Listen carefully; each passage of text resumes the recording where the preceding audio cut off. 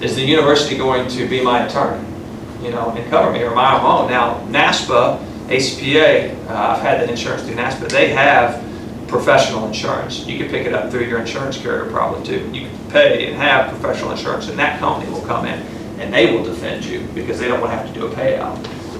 But you should know that, because if you're acting outside of the scope of your duties, then you could be held individually liable. And there's also some interesting things within the free speech law, that if you violate somebody's free speech or try and inhibit or create a chilling effect on someone's free speech, that then you personally could be held liable. So I'd be really careful before you start trying to think that you're doing anything where you're the one who's telling somebody they can or cannot associate or speak freely. And I would make sure that that is well documented. And especially if you're more in an entry-level professional position, you need to make sure your bosses are aware, and that's their decision too, because you don't want to then individually be responsible for that. And what's really bad, we could do a whole thing on free speech. We could do 3 hours on free speech. Don't stop. Michaela, come help me a little bit. But that's the thing too, that you could really, if you look at the University of Missouri, if you look at different, it doesn't take long to see where there's so many different and really important, you know, societal concerns that are going to come up on our campus, and how you're managing those. And our student affairs professionals have to be able to be that balancing piece between those things, and be the advocate for our students, and then also be balancing what are the other legal parameters and different pieces are here. So it's real easy to get pulled into a situation and put yourself as a professional in jeopardy. And we've seen some professionals who that has happened to, that they become vilified, and you know, through social media, through the media or other things, and that's really hard to recover from. It's just a personal attack. It doesn't feel okay like they're addressing that related to Dean of Students at U of L, you know, and separate. Okay, it's only about the Dean of Students. You know, it feels personal to that individual in that position. So, all right. Models of shared funding models. So what's their funding support? Where do they get their money from? What's the responsibility related to? That's the decision. I mentioned either 1.2 million, but how do they have that? Role of the advisors and what people are involved. So more so the model that I have seen is that the advisor to student government is someone who is in student activities office, or who is like a program coordinator type position. So it's really, a lot of times it's more of an entry-level professional who is serving as the advisor to SGA. Here would be, if we had that model, it would be more similar to, I know some of you all have worked in student involvement before, you know about our student involvement, student activities area. If you had a third coordinator along with Kathy Meyer and Stu. Stu does Student Activities Board, Kathy Meyer works with Engaged Lead Cert Board, and then you just have a program coordinator for SGA. And that might be more my mindset had I not gone to Radford University and worked for 8 months under a phenomenal woman named Bonnie Hurlburt. Bonnie Hurlburt was the Dean of Women at Radford, was an alum of Radford, and was the Dean of Students. Eventually, as you started having more, you had men, Radford was originally an all-female institution. And they came into having, and also she transitioned to being Dean of Students, not just Dean of Women. So she was there all the way until I went there in 2001. 2001. And when I first got to Radford, I was like, man, they got students on every committee. I mean, they're all, it's like, do we really have to get student opinion on that? You know?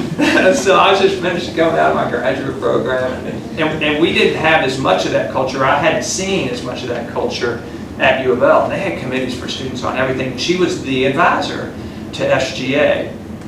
And she had this really unique and wonderful relationship with SGA.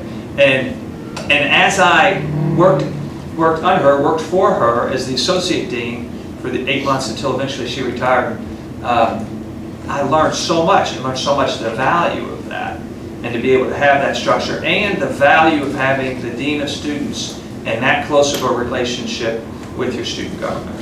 So, because it would be easy for me now, you know, and as I've taken on more leadership, you know, last year I was Title IX coordinator along with being, you know, Chief Student Affairs Officer and Dean of Students. It's easy to just say, okay, I'm going to just hire someone and carve out some money and figure out a way to hire someone to do that. But I really learned the value of that at Radford, and I'm so thankful of it, because to me, that's one of the core things that helps me be able to really help our students, because I can advise them in a real meaningful way that can help them accelerate what they want to be able to achieve to benefit students. And it really gives me a good opportunity to have more of a pulse on students, because it's very easy for somebody in my position to get totally consumed with committee meetings, finances, and managing people. The guy, the person who heads the Metro United Way, I was at a community, university community joint advisory committee meeting a couple weeks ago, and this is a lot with the Signature Partnership initiatives and trying to really help revitalize West Louisville.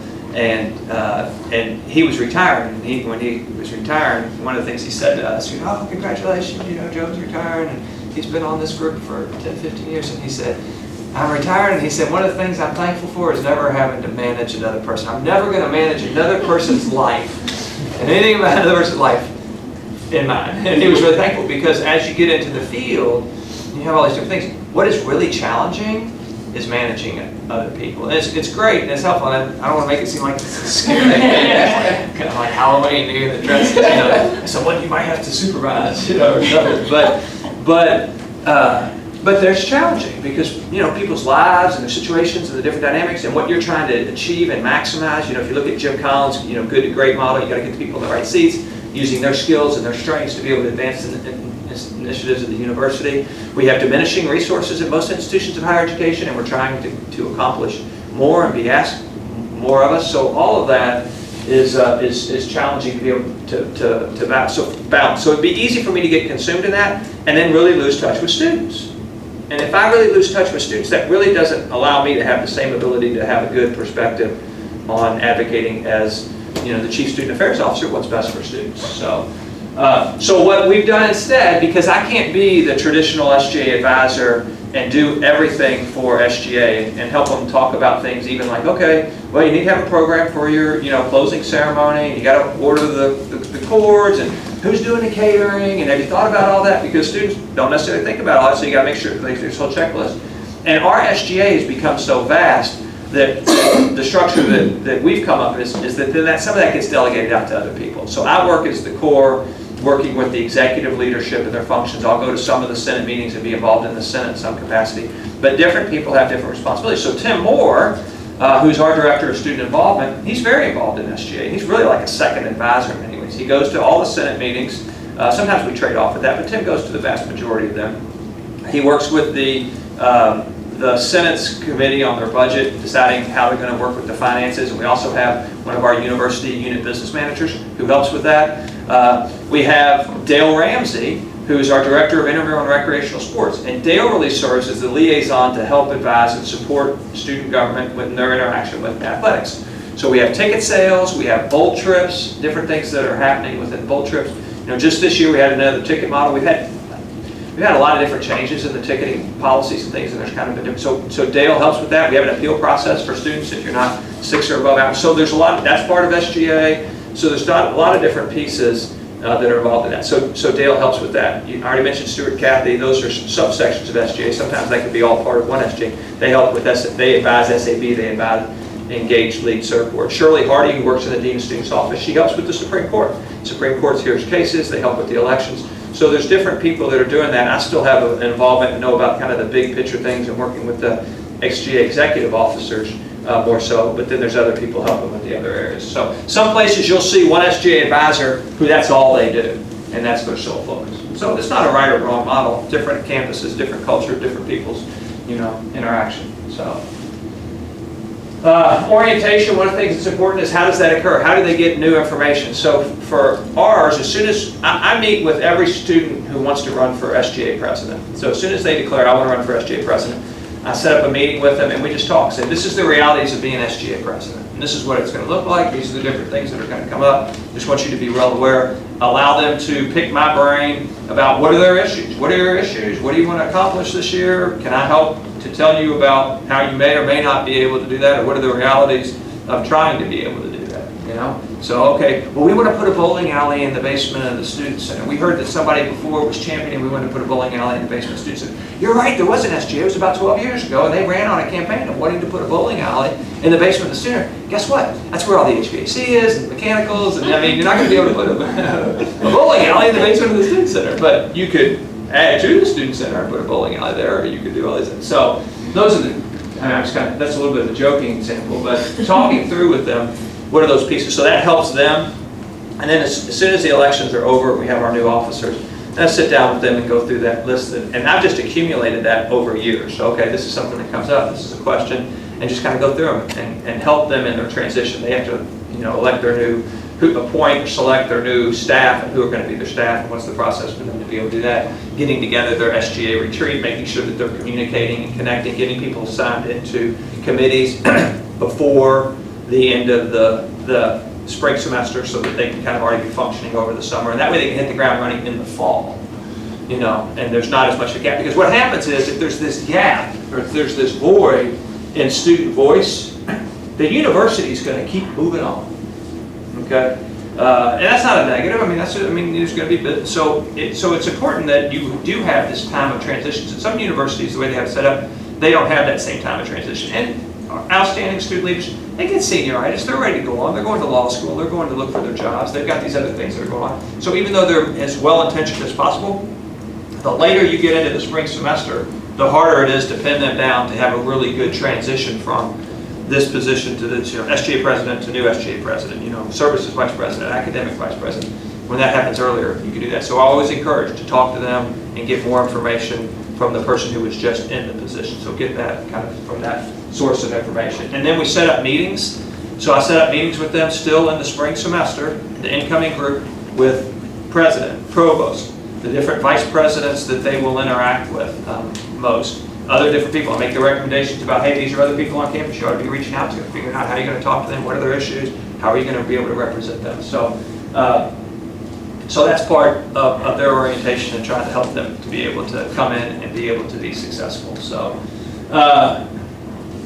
who should leaders know on campus? That's a little bit about that. Before I get into this, I'm gonna go back to here.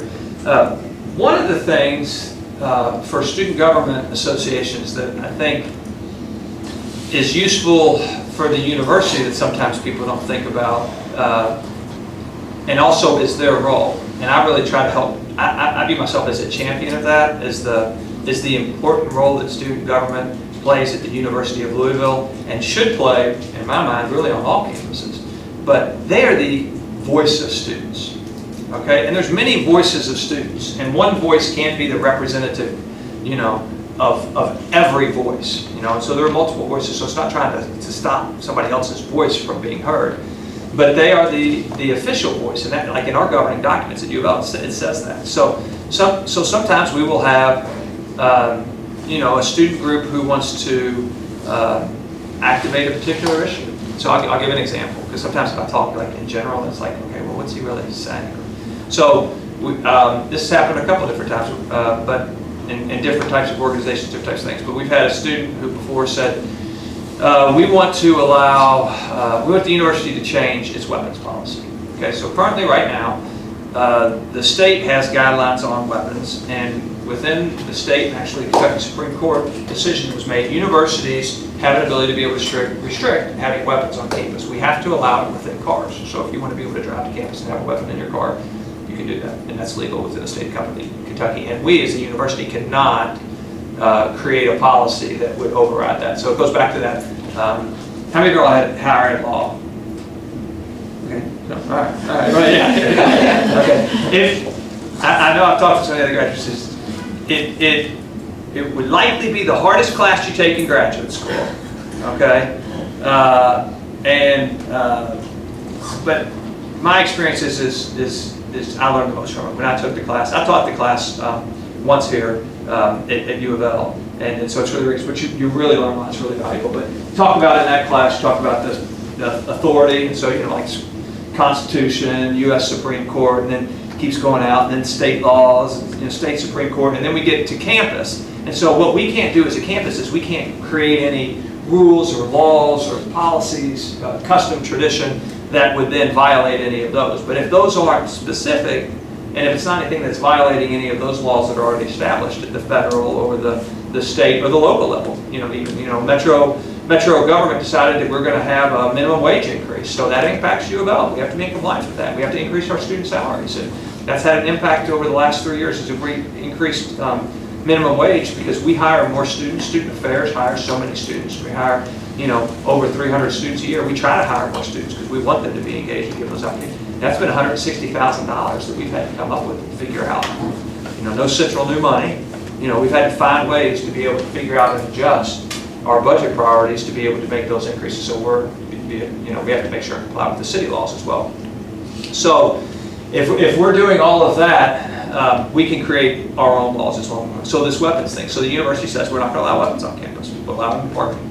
We're allowed in parked cars. You can have your car. We have a student group who says, well, we'd like to have weapons on campus. Okay. We have a student group who says, we would like to have weapons on campus. We have a student group who says, we don't want to have smoking on campus. This was a conversation 8, 9 years ago. We have another student group who says, we want smoking on campus.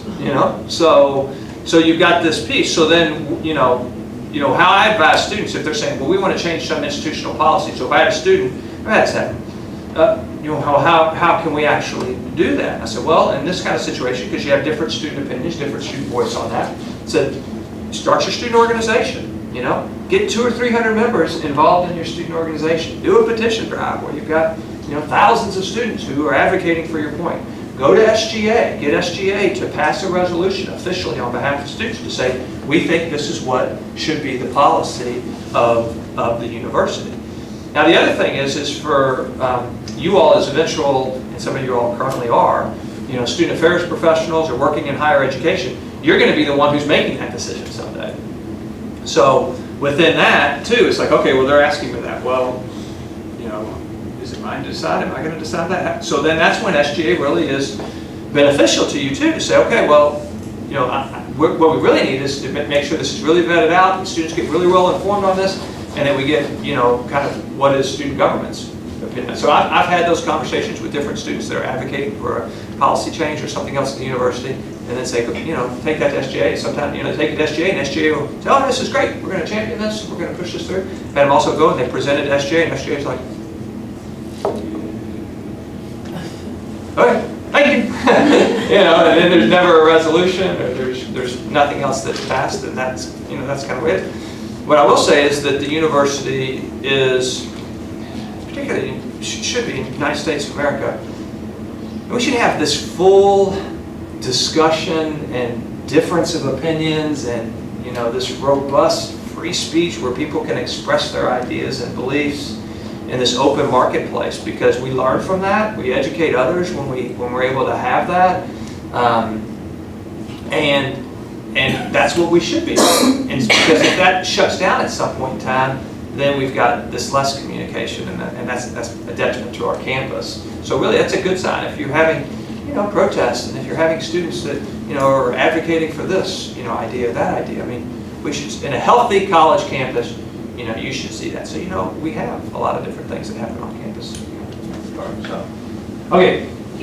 Kind of talking about the communication, and you mentioned earlier about how SGA representatives sit on board of trustees and those types of things. Could you talk a little bit about, from the perspective of the faculty and staff and administrators who are on those committees, how they kind of view that student representative, and so we as higher education professionals, student affairs professionals, we understand student voice is very important, but there are some administrators and faculty who are not right. Educated in the same way about that kind of student involvement. So can you talk a little bit about how that works?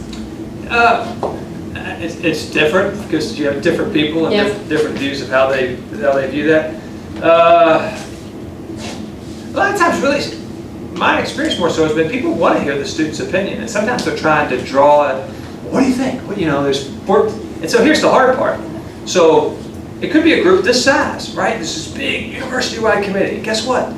One student, okay? And so now they're taking in all this information, and they're like, what do you think we should do? What do you say? What is it? And so that can be a little bit heavy, and they may say, well, I don't really even know. I'm still processing all that. So more so my experience is people really do want to hear the student's opinion, and so the student has to feel comfortable in that. One of the things that we talk about with the SGA executive officers is sometimes people really want to pressure you into making a decision. And so that could be another student, that could be a faculty member, that could be an administrator, it could be a staff person saying, this is really important, we got to have a decision on this because we X, Y, and Z. My experience is most things aren't that urgent. We're not on the battlefield here, where if I don't make that decision now, somebody's going to step on, a bomb over here and potentially lose their life. And I'm not making light of that in any way. It's just that sometimes people use urgency as a way to be able to get things done. So it's and you have to. So as future leaders, you all have to figure out a way to create urgency. Because if you're not creating urgency within your organization and creating strategic plans, then you all aren't going to be moving, in a successful way, probably as successful. So there's got to be some level of urgency, but it's got to be balanced. So I really caution the students to not get pulled into a situation where they're put on the spot and have to answer right now. Say, I think it's really important. I really want to make sure that we're giving you really good feedback. Let me take this back to our executive team. Let me talk about it with them, and let me be able to come back to you. So that's sometimes the situation that I will see on that, and then that makes me think about confidentiality as well. So there are some people that are more dismissive of it. It's like, okay, well that's the student. That's the student opinion, and okay, so now we'll keep going on. But I think most people that work in higher ed, they in faculty, they care about the students. They have a different view, and they're looking at that's the thing. That, it's like the whole critical thinking piece that we try to infuse in the undergraduate curriculum. How can you really step out and look at it from the different lens, okay? Because I can understand why the faculty member really views that from this perspective. Because they're thinking about tenure, they're thinking about promotion, they're thinking about maintaining a good culture and retaining faculty. And so, faculty may say, yes, much more so, I think we should increase tuition. Because if we don't increase tuition and we're losing state revenue dollars, that means we're not going to be able to provide increases for our staff. And our best staff and faculty, our best faculty are going to leave and are going to go to another institution that's going to pay them more money. Right? So, that's a very good, legitimate reason why a faculty member or a staff member would say, well, let's increase tuition. Because we increase tuition by this amount, then we can make the dollars work, and we can still give at least a cost of living increase. And whereas a student is saying, well, wait a minute, I have to pay for that, and this is continuing to increase. And if you look at the rapid escalation of tuition prices, and if you look at this line, how much more we've been paying and paying, when's it going to end? When's it going to stop, and how much is too much? And, can this still maintain that? But students also, I go back to this, they really care about what's best for the university. So students will intellectually get, well, I really care about that faculty member. And I think it'd be a real shame if we lost this faculty member and they weren't here, because I've learned so much from them and I'm really connected with them. And they've helped me with my undergraduate research, or, they're helping me to be able to figure out, what I'm going to do with my life even potentially, or other different things. So they can get that. And I saw a situation at Radford, which I think really shocked a lot of people, where one proposal went forward on a tuition increase, and I've only seen this once, one year, one SGA. One proposal went forward on a tuition increase, and the SGA voted against the tuition increase. And then they came back with a separate motion to increase the tuition by more. I wouldn't advise that. Different cultures, you got to know your campus culture. That happened here at U of L. I think a lot of our students would be very upset in our student government leaders.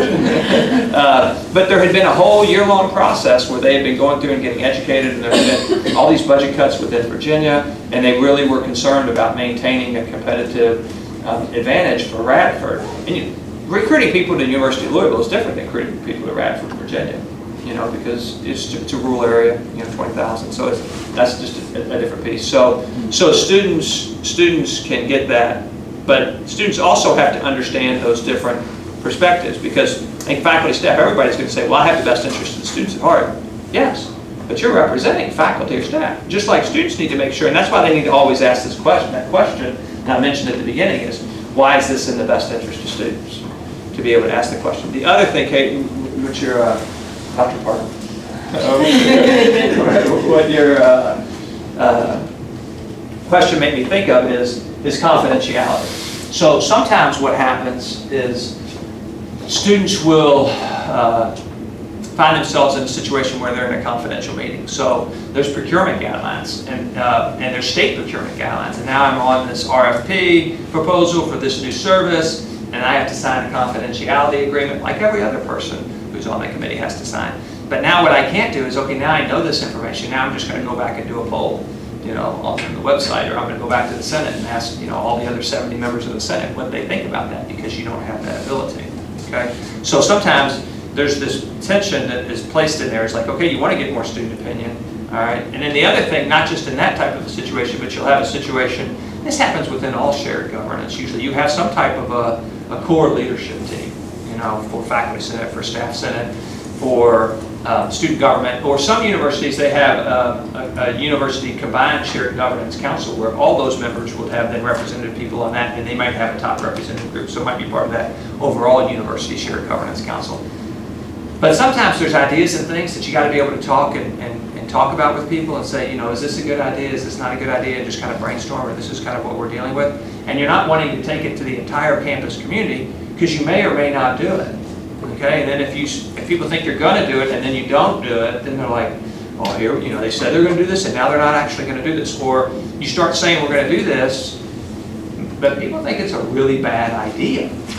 Well, where do you find out it's a really bad idea? Well, you go back and you take it to the representative entities and let them give you feedback. So, sometimes there's that piece of they need to ask good questions. Student government leaders need to ask good questions. Is this confidential? What can I share? What can I share? And then sometimes they have to give, this is kind of generally what I think, ideally I'd like to go back and get more student feedback and opinion on that, but if you're just asking me how I would evaluate this based on my experience, based on what I know students think, this is what I think. And so and that's helpful. And what would be the detrimental aspect to student government would be is if they started violating that. Or anybody. It's just, think about it within your own self and how you interact with other people within an organization. If you can't trust the person you're working with, then that creates a problem, and you're not going to tell them as much. And so then SGA could be marginalized and say, okay, you're not going to be, involved in those conversations. And so then you lose student voice. And so, that's one of the things I try to encourage is more and more student voice, because it helps to make the university better. And so you can lose that. You also have to be careful related to student government. Sometimes people will try and marginalize the student voice and say, oh, that's just SGA. They don't really represent students. And say, but because I talked to these students over here, and this is what they said. Well, guess what? It's really convenient because it aligns with what you want to do. So then that, is an easy way to try and diminish that voice. So I've seen and have heard about that happening on other campuses where they say, okay, well, that's what that one group thinks. And then they try and marginalize student voice and shared governance, and then you get those other. So. Other questions? I don't know how large Radcliffe University is, but do you have any experience, or is there any significant difference between smaller universities or smaller colleges with regards to their SGA as opposed to Louisville, which is a pretty large and involved university? Yeah, I don't have any type of quantitative data on how the differences of the structures are set up based on size of institution. And this is just my own professional opinion, I don't have anything to base it on other than that, is that I don't think it would neatly fit necessarily in that way. It probably has more to do with institutional culture and kind of the history of that organization and how it was developed and founded as to what that structure looks like, when it was developed, how it was informed, how much voice it has. It's impacted by people and situations too. So if you look at Berkeley, right? When you all think of Berkeley, what are some of the things that you think about if you think about Berkeley in terms of higher education? Free-spirited. Free-spirited, yeah. Okay, free-spirited. They're really kind of on the cutting edge of being, progressive and activism. That wasn't always the case. Berkeley was very conservative and was very restrictive, and really in the civil rights era, when free speech kind of came to campus in the '60s, there was this real strong backlash against the way that Berkeley had operated, and so then it really flipped. So major cultural events, major changes in individuals or things can influence that. and change that on a particular campus. There's a book by Joan Hurt, who is a faculty member at Virginia Tech, and it's called Where You Work Matters, something I'm paraphrasing. You could Google it and find it. But and she looked at different cultures within student affairs and kind of broke down, okay, what's the culture? And she used metaphors to kind of explain this. Large public institution, a private liberal arts institution, an HBCU, a Hispanic serving, a regional comprehensive, and kind of talked about what it looked like from a student affairs practitioner to work in that type of college. And so she found some results in that. It was qualitative, a lot of qualitative analysis that went into that. And I found it to be an interesting book to read. I've shared it with other professionals when they've been going out into their career and thinking about where do I really want to work, because those are the types of things that I think influence the quality of your experience. And not everybody's meant to work at. So the metaphor she uses for a large public institution is a specialist. Because we're such a large institution, we have more resources. You don't think about it, but we have more resources than a community college or some of the regional colleges or a liberal arts or a private small college who's trying to make. We have more resources. Not that all liberal arts colleges, some liberal arts colleges have unbelievable endowments and do very well, but so the resource, so that will have an influence on the governance. For those of you in the CSB program, when you take Capstone, that's one of the books that's actually used. Oh, is it? Okay, so you got that to look forward to. It's a really good book. In case you thought, I think I'd like to read that. Come on, really? I got all the good. I have to work on that. Aaron Vance came and spoke with our new cohort of task force freshman students this past weekend actually. And he was speaking about the push to get student representation on the foundation board as well. Yes. How do you see that kind of affecting the role that those students are able to play at the university, and what does that kind of look like going into the future? Yeah, right. That's a really good, that's an example of an issue that carried over from last year, that last year's SGA brought up, that carried forward to this year, that we would have had conversations about in the summer. They knew about, the incoming group knew about, Aaron was chief of staff last year, so he had some involvement and some awareness of some of these things. But we started having more detailed conversations about that because that was an area of interest and something that was unresolved from the previous year. Why that came about is because the foundation was making more decisions that directly impacted students. So if you look at their involvement with housing, if you look at the involvement with parking and other things, the foundation was making more decisions, and students were saying, okay, well, how do we have input on those decisions? Because those are areas, because within the university, if it's the university's making that decision, well, we have this process that we go through for different decisions, and some of those things will get pulled into shared governance. And so that's what really drove that question, is because more things were coming up like that. And so then they said, well, wait, well, how do we have voice with that? And then it became, and really Aaron's the one who this year's championed. It came up last year, but he's really championed this year. We should have a representative on the foundation board, because the foundation really is serving to be the fundraising arm of the university, which then goes back, right? Everything that's supposed to be good for the university is benefiting students. So even if you look at something like research, so it's easy